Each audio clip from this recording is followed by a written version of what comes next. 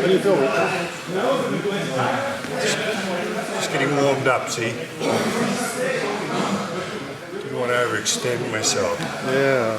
Know this guy for what? 20 years? Awesome.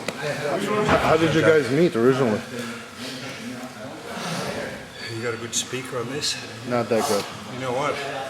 I was Professor Machado's interpreter at the UFAF convention 20 years ago.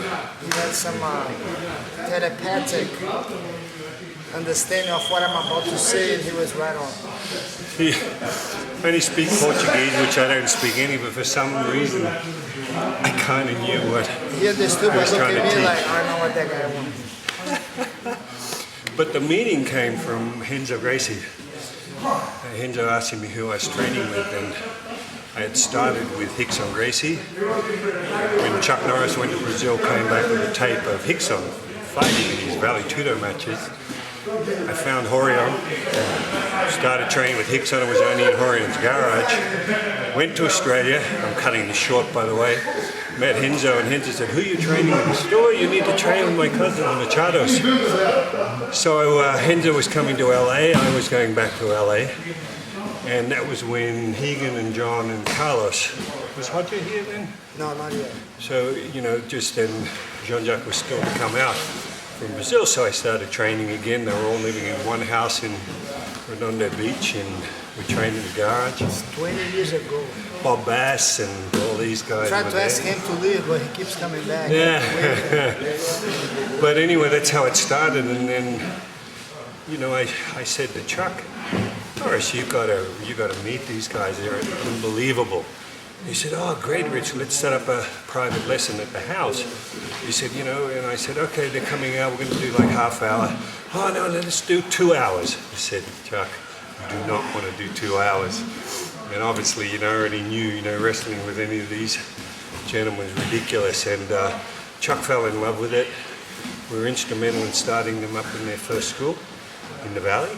And Bob Wall, and the rest is history. You know, the brothers went and did their thing, and Jean Jacques has been my coach for way over 20 years now.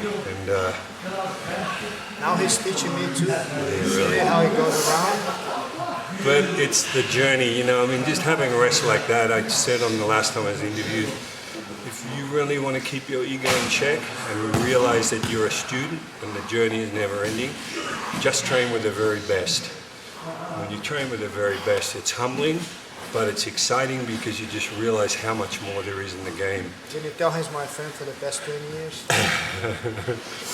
But I mean, that's it. It's exciting because, you know, I'm not the age where I'm out fighting, getting in the ring, but the He just journey and the turned complexity. 41 a Yeah, few weeks ago, and 22 years ago. Anyway, but it's a jiu-jitsu's great about it. You know, I do a lot of kickboxing, boxing. I can't imagine much longer getting kicked and punched, you know, in the head and in the legs.